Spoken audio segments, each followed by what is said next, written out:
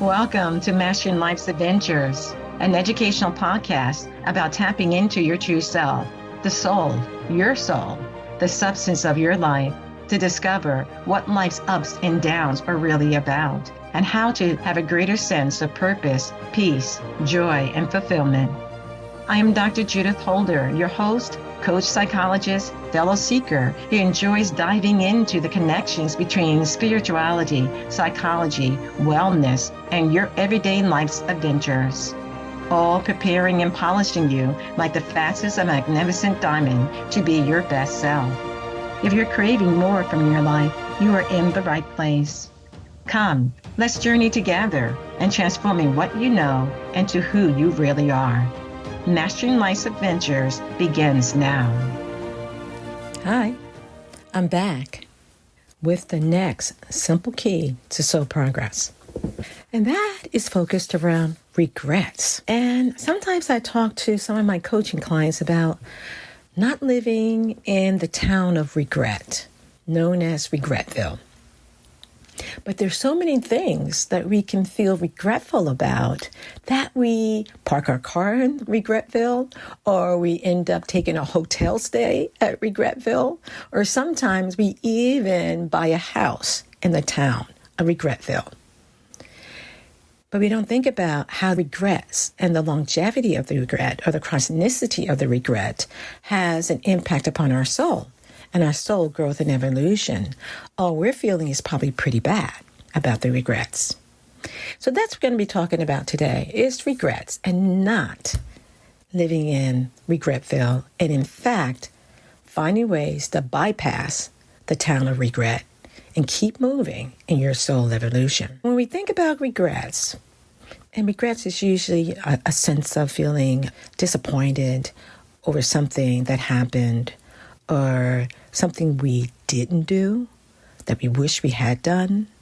It was like a missed opportunity, some type of loss. So we start to regret that because we think about in the ideal view of how this could have helped us or benefited us in some ways, or how we could have been further along in our own career or direction. So regrets can happen in romance, with careers, in families. Then certain families maybe are fighting a lot, and they regret the amount of fighting that they've done because it's created greater dissension. Or with education for some individuals, not aspiring or not making it to the next level in one's education. Or it could be with finances and how you spent the money and maybe got sucked into a scam of some sort and gave a lot of money out that way, or giving money to family members and not getting anything in return in terms of back, not just the financial, but also the emotional connection or support that you were looking for or wanted to have with family members. And then there's also the regret that can also live in the world of parenting, being too strict or being too soft, or regretting things that were said between you and your children, or about what kind of things got each other angry and upset. So there are tons of regrets that are out there that we can have from different aspects of our lives and coming from different directions as well. So we want to talk about regrets because it can have these ongoing remorse, ongoing feeling sorry about something, ongoing feeling apologetic or sad. And that drains the soul. That drains the energy. It drains who we really are. And so we may not be operating on a full tank to get our car out of Regretville and moving on. And instead, we're finding we're at a gas station in Regretville, but the gas station ran out of gas. And so do we do, and we find ourselves revolving about the particular types of regrets that we have in our life. So the question is then, what are the types of regrets that we can have that can have an impact upon the soul? And generally, there's a general consensus that's out there. There are 4, maybe 5, maybe 6 types of regrets that you can have. I think there's probably many more, but when you categorize them and pull them together, there are regrets around making choices. Didn't allow you to feel as if it created great stability in your life. For example, you made choices in how you ate about early in your life and to this point, and it was with junk food. And so it didn't form a good foundation because now you have all these health issues that are going on, or you're finding that you have diabetes because you're eating a lot of sugary types of products, or you're finding that you don't have enough energy because you're always feeling fatigued. It's kind of related to your diet, but it's what you're used to. So you may continue to embark upon that diet, but you still have regrets about it. Or again, something I said earlier about finances. And when it came to money, that you didn't spend your money wisely. You spend it on the things at hand at the moment and didn't think for your long-term future and the things that you would have needed. And so you regret that you didn't do that when you had a stash of money, but it went by you so quickly because you maybe spent it on things that were not of substance, that will help you in the long run in your life. You didn't save, and you just kept on taking money out of the bank, and so got into debt around that. There are those particular foundational things that can move us in to regret. They set the platform for who we are, how we think, how we behave, how we engage, because we can also have regrets about certain behaviors we engaged in that we always engaged in since we were a child to adult. When we didn't like something, we pouted about it. And so we continue to pout about it. But it's not helping us in our relationships because of this pouting behavior. But does it mean that regrets can't be changed? No, they can, but we do have to be aware of them. And we do have to be intentional about making course corrections around these regrets, which I'll talk about in terms of the soul in a minute. But then there's also the regrets around courage, what I call courage regrets. And courage regrets is that we want to really start a business, or we really want to be an entrepreneur in a particular area that was innovative for us and gave us a lot of creative juices and flow, but we didn't. We stopped. We didn't think it was going to work. We talked ourselves out of it. But it doesn't mean there's not that lingering regret. We wish we would have. And if we only did something, and if we only engaged in action that moved us forward. And that's the same thing which happens with not speaking up. There's regrets because we should have said something in that situation because it would have benefited the entire group or would have benefited the individual in which people were directing their comments to, but we didn't. And because we were afraid that it would have some negative repercussions upon us in some ways, or because we thought that, well, the conversation went by and it went by so quickly, so I didn't need to say anything anyway. But then when we step back and we start thinking about it, we find that we're feeling regretful because we wish we had said something or done something to make the situation better for that particular person or for that particular group or whatever it may have been. As we're talking about having these regrets that can stack up, because it doesn't mean it's only one category that happens in terms of regrets. It could be multitude of things that are happening. The buildup, or well, maybe better yet, kind of a pile. And garbage pile in some ways of regrets, because regrets, if you're not turning them into opportunities, then they're going to have a drain on our energy and they're going to smell. And it's not going to help us because they keep on coming up in our mind. We find that we're reminiscing about the regrets, and those reminiscing about it is gobbling up our energy in the process. So the next type of regret is about this wrong regret. You know, we have right and wrong of things that we do.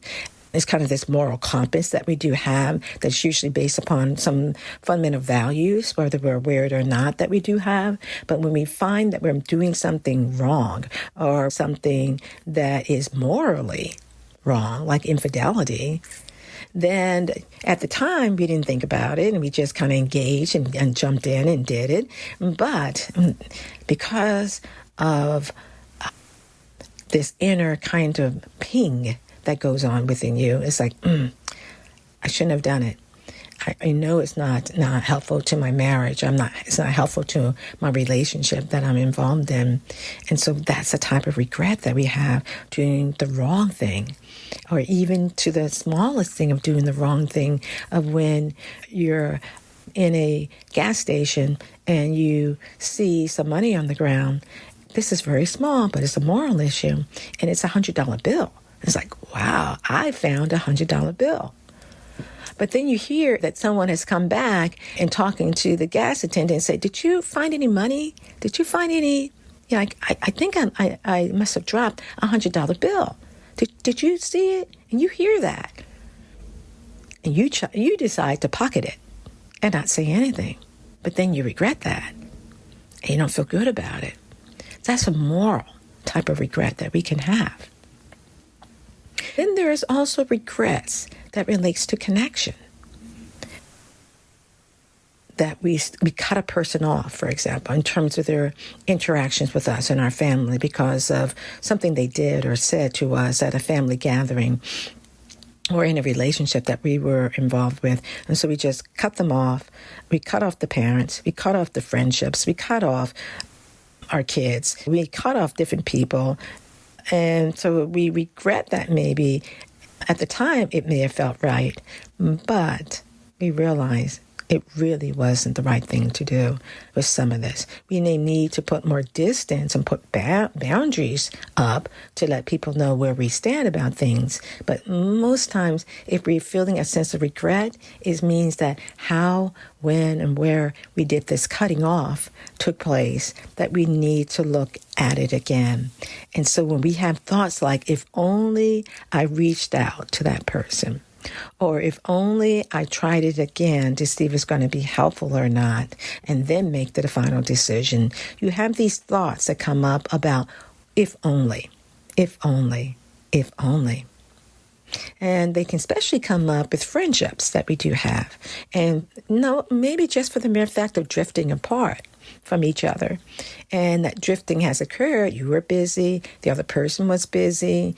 It ended up, it's like a year or 2 years later, and you start thinking about, I wonder where that person is. And you regret not having continued the connection with the person because you thought you had good energy together. You thought you were working well, or you were able to have easy conversations with each other. But because of the time that had went by, you say, well, even though I regret this, I don't feel like I can reach out to this person because they're going to be in a bit different space. And you know what? I may be in a different space too. But if that is something that you have control over and you know that person's number, or you can find them by Googling them, why not reach out and just say, hey, I've been thinking about you. I know it's been a long time, but I just wanted to see how you're doing. They are very delighted that you made that contact with them, that you reached out, because they may say, yes, I've been thinking about you too, and thinking about all the good times we had together, and was thinking that maybe time was, too far in the future now in terms of when we had this great friendship to now, and therefore I didn't reach out to you, but I'm so delighted that you reached out to me and so happy. Can we resume our friendship? And you sparkle up and you say, yes, I would love to be able to do that. So there are certain types of things that are going on that we don't have to live in a regretville. We don't have to park it. We do not have to take a hotel room. We do not have to end up buying a home in Regretville. We keep on moving along. But when regret happens, it makes us feel bad. It makes us feel that as if we can't do anything, or we don't know how to do anything to move us past these feelings we had, because some of this was decisions that we made that has created us or led us into regret. And these decisions that we made may have now lingered for long periods of time, that has kept us, or kind of put a groove in our interactions with ourselves, like in the neuroplasticity of our mind and our neural pathways, that it made this groove that we keep on swimming, or going around and around in circles in this particular neural pathway groove, that it keeps us stuck. And it keeps us stuck in this sense of, I can't do anything. This is just the way it is, of feeling embarrassed or feeling angst about something or sorry about something or apologetic or remorseful about your behaviors. Those are all feelings. And those feelings are negative feelings that have an impact upon soul. If we want to change that, then we have to develop a degree of self-awareness and understanding. And we have to be willing to question ourselves. We have to be willing to say, okay, what's going on here? Is this something within my control, or is this something outside of my control? There are certainly some things that are outside of our control, but things that are within your control, you say, okay, I can be able to do this differently. I can be able to start to monitor how often is this kind of regret coming up? Being about making what types of choices that are made, or the courage regrets, or the wrong types of decision regrets that were made, or the connection regrets of not having them, or just them being dissipated for whatever reason. What do I want to do about this? Because there are two types of regrets. There is the small regrets, and those small regrets, we usually keep on moving and we move by them, and we can maybe forget them, and move forward. Unless that regret keeps on happening, and that particular theme or thematic type of regret keeps on happening, then we're not going to be forgetting it too much. But what it does, it makes a greater imprint into us that it's important for us to look at and to monitor. So there are those small ones that are forgotten, and we do move past them. But then there are these other regrets that are long-standing. They have a deeper impact upon us because they have a greater meaning in terms of us feeling bad, negative, disappointed in ourselves about some of these regrets. And we have to be the ones, regardless if they're small or chronic type of regrets, especially the chronic ones, we have to say, okay, well, what's going on? Pause. What's going on here? Is there anything I can do about it? And for the soul, it wants you to pause. It wants you to think about these things because there is an issue around energy. And if your energy is always moving towards the regrets and not being aware that there's only a certain amount of energy we have every day to be able to utilize. And do we want to use this energy in Regretville? Or do we want to use this energy to expand God and expand glory in our life and the lives of other individuals? And for those who are walking a spiritual path, you're always looking for ways to continue to improve. That was the mastery of life's adventures in your life. And also be willing to know that there are opportunities, even in the regrets that have come down the pike, that you have created some of these regrets or may not have, but there's always an opportunity to say, what can I learn from this? What's the lesson that keeps on coming up from this experience that I need to look at and I need to do a little bit differently? And when we can be able to do that, then we're on a good path of growth and advancement. Then we're all willing to be able to not allow our minds to rule us, but for us to take dominion over our mind and our emotions by looking at it through the lens of opportunity. For example, the regrets around choices for the soul is regret of understanding stability. How do I gain stability in terms of what my choices are? What are the choices that I am making that are good and that are uplifting to me? And what are those choices that I'm making that are depleting my energy, that is creating bad health? So the soul wants stability. The soul also is always, you've heard me say this again and again and again, it wants to learn. It wants to grow. The soul wants to grow. So we don't want to live again in the town of Regretville. That's stymieing us. That's creating more barriers, and to our own soul continued upward movement to the Christic light and the Christic values and the understanding those values. And so some of those regrets we have are helping us to better fine-tune what's important, what's my values, how do I want to do and be more like Christ in my thoughts, in my feelings, and in my interactions. Is helping to fine-tune us with this great word I like to use, because we've talked about this before, of discernment. And we need to be able to discern more, because then it allows us to know when we're maybe headed down the path of regret. Then we can make a different decision or a different choice and move up the high road to the path of soul progress and soul growth and advancement.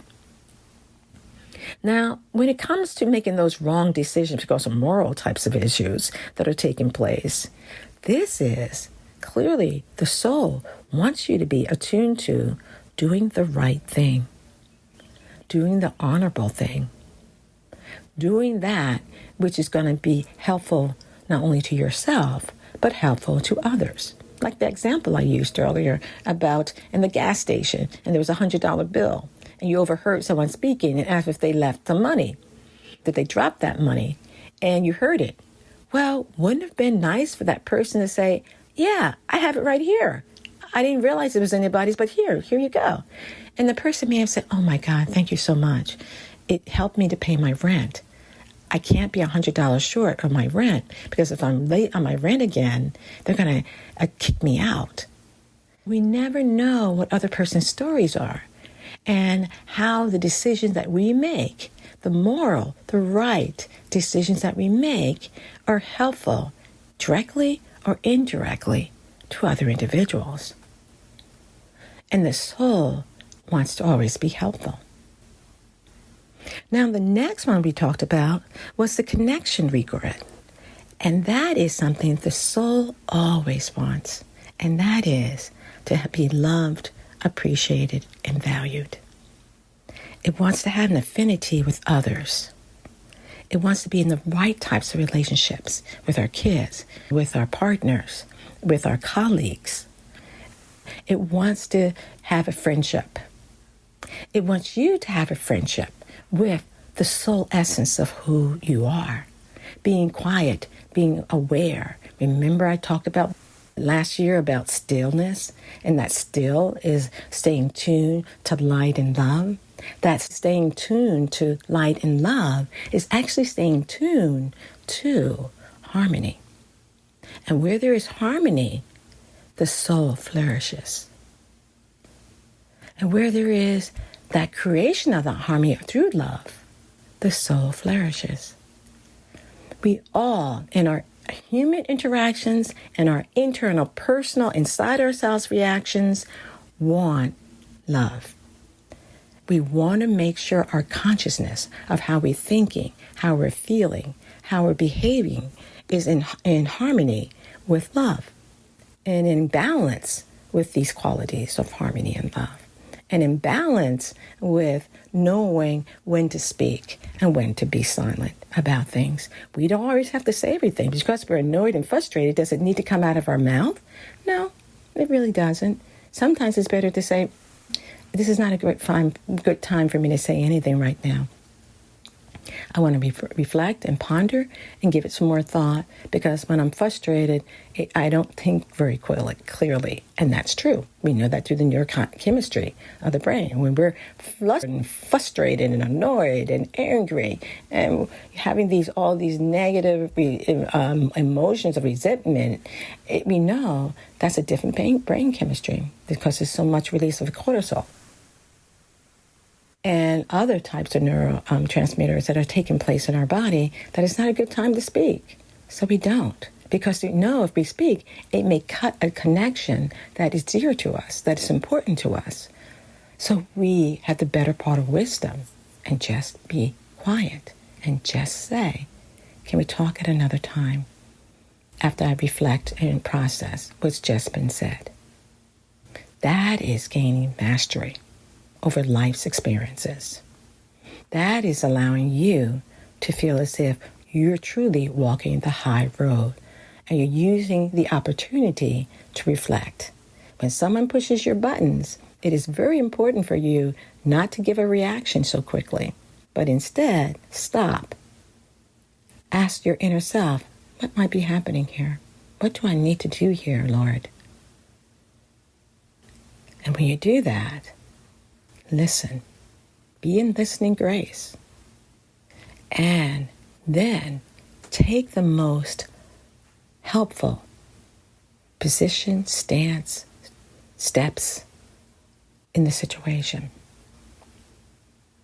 But don't allow your reactivity to rule you, because it does lead potentially to down the road of regrets, of doing, saying things that may or may not be true.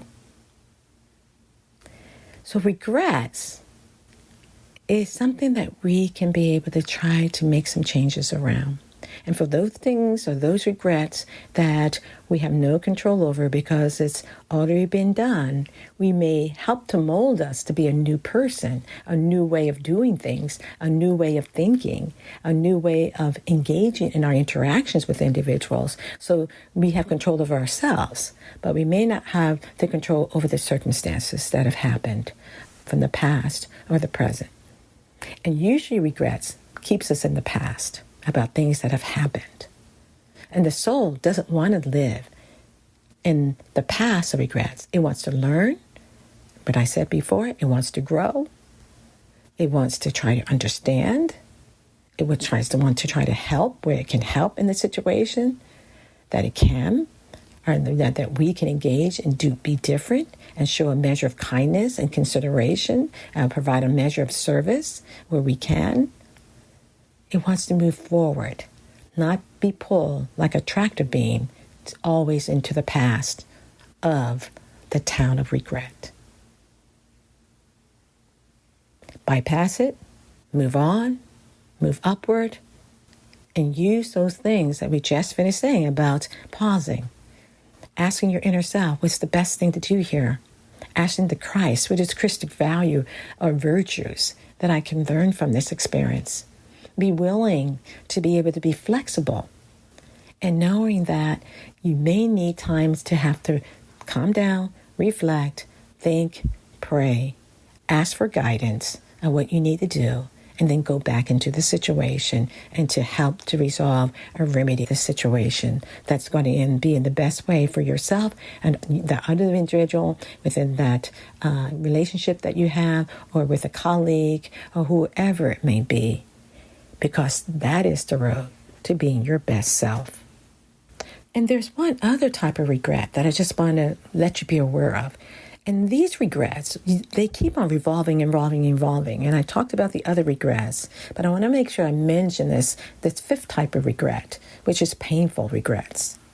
And these painful regrets really occur because of action or inaction. Actions that we've taken that we want to undo, we want to try to make better, or find some way to erase it if we could, but we're not able to because it's what already been done. And then with these painful regrets are ones of inaction that we wish we had said, we wish we would have done something different. And it can hit that issue around courage regret. And the courage regret was when you wish you spoke up and you didn't in that particular meeting or with that particular person that you were interacting with in the store. Or it may end up being a situation in which it could be related to connection. So these types of regrets can have layers to them with the four other ones that I talked about. In terms of not living in the town of regret. With that in mind, what we have to do in these painful regrets is not to run from the pain of the regret, but sit with it, be with it, look at it, acknowledge it, and see and start asking yourself, okay, I didn't do what I thought I need to do now that I'm thinking about it, and I wish I had acted differently, or I wish I had said something more in the situation. And it's not to live again in the town of regret, but it's being able to now look at yourself and put yourself in the future. You're saying, okay, in the future, if this was a year later, 2 years later, and this situation come up, what would I do then? How would I be different? How would I act? How would I be more of what I envisioned for myself? Because what happens with regret is that there's reality, and then there's things in which we imagine of how we would want them to be or could have been. It's kind of an idealistic view that we may have. But we can utilize some of that by looking in the future and say, in the future, if this should happen to me, this is what I want to do. This is what I want to say. This is how I would like to show up and be. Because there is some psychology in that if we can imagine how we want to be, we are more likely to engage in that behavior in the future. It's like setting a blueprint, a little bit of a pre-planned thinking about how we want to do something or be in a future situation. So when that future situation comes up, we sometimes say, I remember, I'm going to be quiet in this situation, or I'm going to be helpful in doing this, or I am going to make sure I'm not the one talking so much, but I'm going to listen and ask more questions. That helps us to start to dissolve some of that painful types of regrets that happen to us, that hit us in our stomach or hit us in our heart because of the discomfort that is created. We can have a plan of action and make different decisions moving forward. Then that can help us to be able to turn the corner and use those experiences as stepping stones, as learning steps of how we want to be, and also an awareness of how we're growing from the experience as well. Because that future thing does happen, and we do it differently this time. And that requires a yahoo. A yahoo of celebration is like, yes, every day in every way, I'm being better and better and better. And that's what the soul wants. Something to think about. Bye for now. Thank you for joining me for this episode on Mastering Life's Adventures, being your best self through soul evolution. If you have enjoyed what you've heard today, I would be delighted if you would share this episode with others, leave a thumbs up, and subscribe to my Mastering Life's Adventures podcast. Look forward to your joining the next episode. Please leave any comments or suggestions you might have below. Bye for now.